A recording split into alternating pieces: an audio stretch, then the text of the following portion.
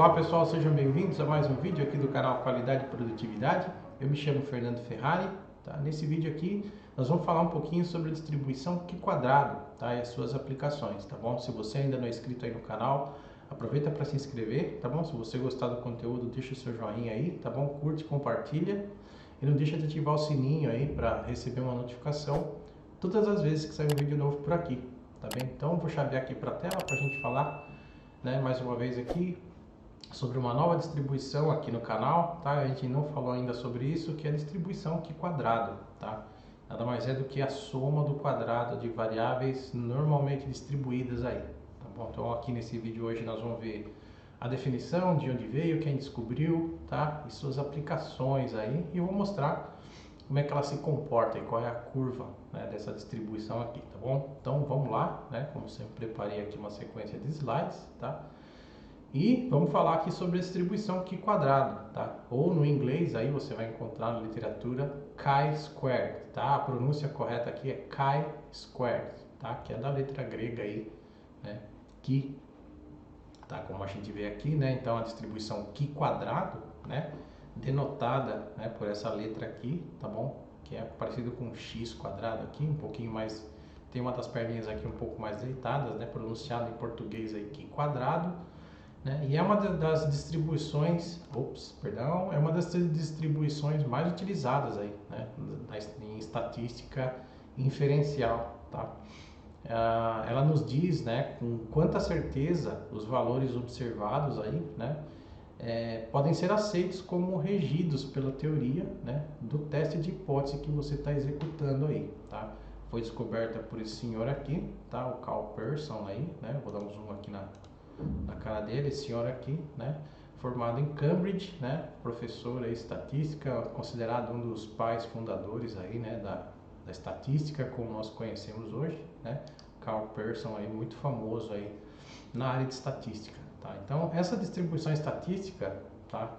Ela é muito utilizada em contagens, tá? Quando você tem dados aí categóricos, né? E esses dados possuem contagens de frequência, tá bom? Aqui nessa equação aqui, né, tá definida, né, a função densidade de probabilidade, né, da função da distribuição Q-Quadrado, né? Então a função aqui, né, com parâmetro x, né, e ni, né, essa aqui é a letra grega ni, tá? É parecido com V aqui, mas é a letra grega ni, né, que representa aqui o número de graus de liberdade, tá? Então essa densidade de probabilidade dessa distribuição aqui, ela é função, né, do número de graus de liberdade aí que você tem nos dados categóricos, tá? Nós vamos falar um pouquinho sobre isso já já, tá? Então a descrição aqui, né, é o valor de x, né, elevado a ni, né, que é o número de graus de liberdade, dividido por 2, né, menos 1. Tá? Então, que multiplica aqui o número de Euler, né, elevado a menos x sobre 2, né? Tudo isso aqui dividido por 2 elevado a ni sobre 2, que multiplica aqui a função gama, né, da metade dos graus de liberdade. Tá? Isso aqui representa a função gama, tá? Para todo x maior que zero. Tá? Então essa função ela não está definida, né, para valores menores do que zero, como a gente pode ver no gráfico aqui no canto direito da tela, tá? Então, todas as vezes que você tiver aqui valores acima de zero, né, essa função pode ser utilizada aqui, tá? Então, aqui nós temos, né, foi feito aqui no Minitab, tá, o gráfico de algumas curvas, né, da distribuição Q-Quadrado, tá? E aí, cada cor aqui representa um grau de liberdade, tá? Então, em vermelho aqui, né, são 2 graus de liberdade, em verde são 4, tá? Em roxo aqui são 8 graus de liberdade, né? E em cinza aqui são 16 graus de liberdade, né? Então, você deve ter notado aí já que a curva, né, começa a se parecer com um sino à medida que o número de graus de liberdade, ou seja, o número de categorias, né, ou de classes aí nos meus dados começa a aumentar, né?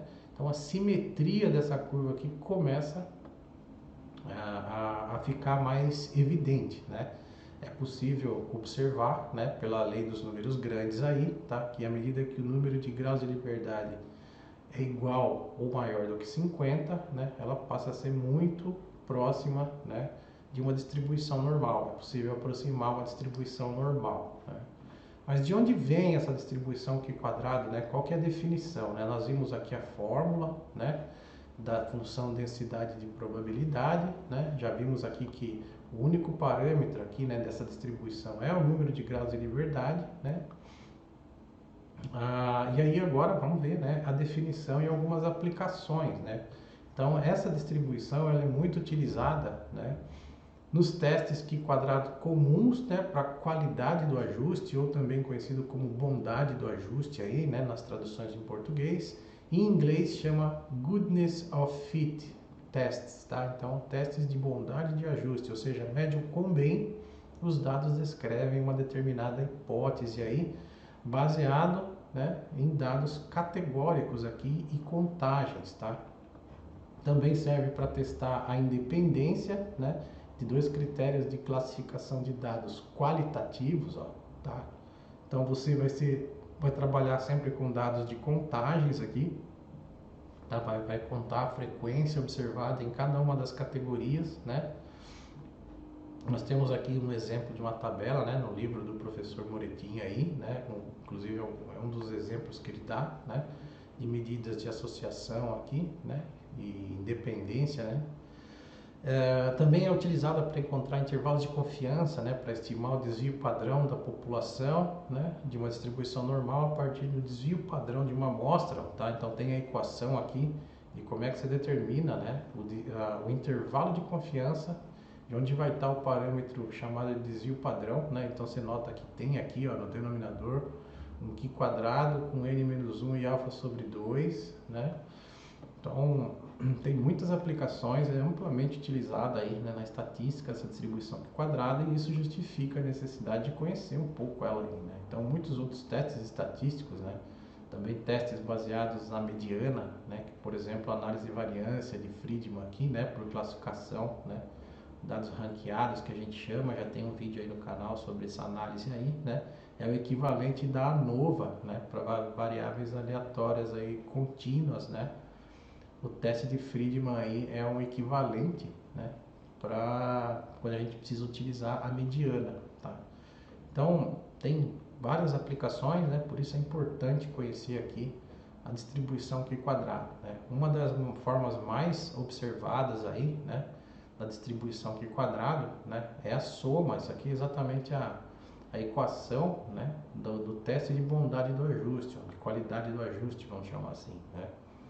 Que é a soma, né, de I igual a 1 até ni graus de liberdade aqui, né, do valor observado menos o valor esperado ao quadrado dividido pelo valor esperado aí de uma variável, tá? Então, essa é a descrição aí de como encontrar a estatística aqui quadrada aí para um conjunto de dados aí, né, uma tabela de dados aí, tá bom?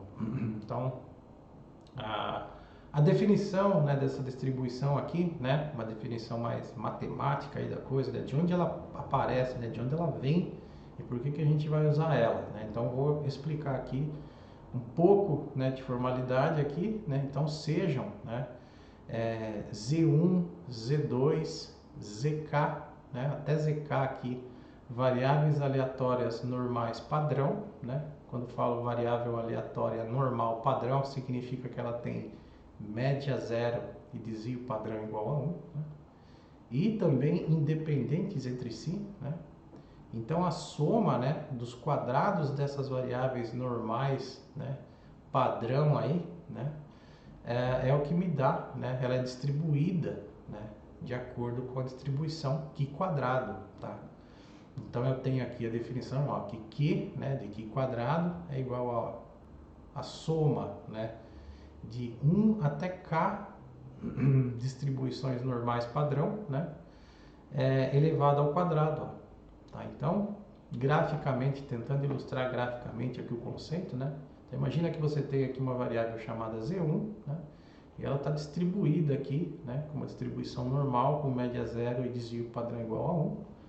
Então você pega o valor dessa variável, eleva ao quadrado e soma, né? Com a mesma coisa aqui para a variável Z2, né?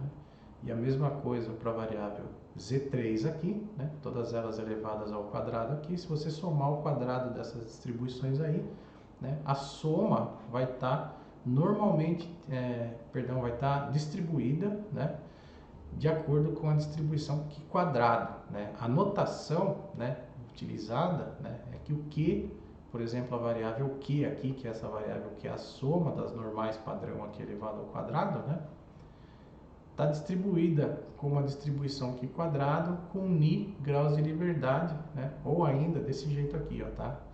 Um Q, né, Chi, né, elevado ao quadrado aqui com ni graus de liberdade, tá bom? Então nesse caso aqui, como eu tenho três, né, distribuições normais aqui, três quadrados de distribuição normal sendo somadas, né, então o grau de liberdade a gente já viu aí que é sempre o número de variáveis aqui, né, ou de categorias menos 1, né, então eu tenho 1, 2, 3, menos 1, tenho 2 graus de liberdade aqui, né, simbolizado aqui pela somatória aqui, né? Se eu contar o número de símbolos de mais aqui que eu tenho 2, né? Então, tem um grau de liberdade entre Z1 e Z2 e entre Z2 e Z3 aqui, tá?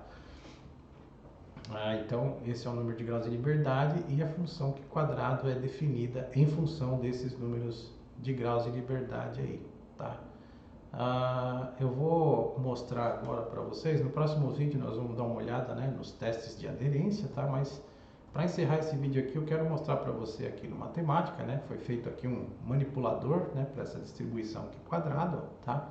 Então tem aqui, né, a distribuição Q quadrado, né, a função densidade de probabilidade, né, da distribuição Q quadrado plotada, essa linha vermelha, né, ela representa a média da distribuição Q quadrado, que é justamente o número de graus de liberdade, né?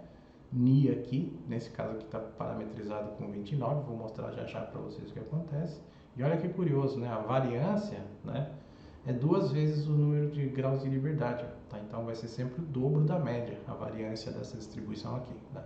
Aqui embaixo tem a função geradora de momentos, né? Nesse momento aqui nós não vamos dar uma olhada nisso ainda, né? Não é uma informação tão importante nesse momento. Mas tem esse manipulador aqui, ó, vou reduzir aqui, né, a distribuição, ó, aqui está mostrando uma distribuição aqui quadrada com 27 graus de liberdade, como está mostrando aqui, né? Então vou expandir o manipulador aqui, vou retornar para próximo de 0 aqui, deixar aqui igual a 1, por exemplo. Então nota que quando o número de graus de liberdade é igual a 1, ela é bastante alta aqui, né, no começo aqui a densidade de probabilidade é bastante alta aqui no começo e depois, à medida que avança aqui, ela vai caindo, ó, tá? A cauda direita dela aqui, né? E à medida que o número de graus de liberdade aumenta, né, ela vai se formando, a simetria dessa curva aqui vai aumentar, tá? Então, eu vou tentar diminuir um pouquinho a velocidade aqui, vou dar um play para você ver, ó. Quando eu apertar play aqui, o número de graus de liberdade vai começar a aumentar, né? Então, nota que a simetria dela vai ficando mais evidente, ó, tá? À medida que o número de graus de liberdade aumenta, nota que à medida que eu me aproximo de 50, ela vai se tornando muito parecida com a distribuição de Gauss, né? A distribuição normal aí, tá bom? Então a simetria aumenta e ela tende a se aproximar de uma normal à medida que o número de graus de liberdade aumenta aí, tá? Então se eu tenho aqui 50, né, graus de liberdade nessa distribuição quadrado, significa que eu tenho 51 variáveis normalmente distribuídas aí, né, sendo somadas, tá bom? Então, vou tentar reduzir um pouco aqui a velocidade, está muito rápido, né? Então, nota que à medida que o número de graus de liberdade aumenta aí, né, ela vai se expandindo, né? Logicamente aqui que o pico da curva aqui vai diminuir, porque ela vai se espalhar mais aí para a direita e para a esquerda aí, né? De maneira que a probabilidade, a densidade de probabilidade se espalha numa região maior, tá bom? Então, essa aqui é a curva, né? Ilustrando aqui a curva, né, da distribuição aqui quadrado, ó, tá? Como ela se comporta, tá bom? Então, é isso aí. No próximo vídeo, né, nós vamos falar aqui sobre o teste, né, de qualidade do ajuste, né, ou teste de aderência que a gente chama, tá bom, pessoal? E aí vamos checar também uma das aplicações aí da distribuição Qi quadrado, tá bem? Então vou pedir para você, né, se você gostou do vídeo aí, tá bom? Deixa o seu like aí, tá? Aproveita para se inscrever no canal se você gostou do conteúdo, tá bom? Curte, compartilha, deixa aí os seus comentários, tá? Se você tem experiência com a distribuição Qi quadrado, né? E é isso, por hoje é tudo. Forte abraço e até o próximo vídeo. Tchau, tchau!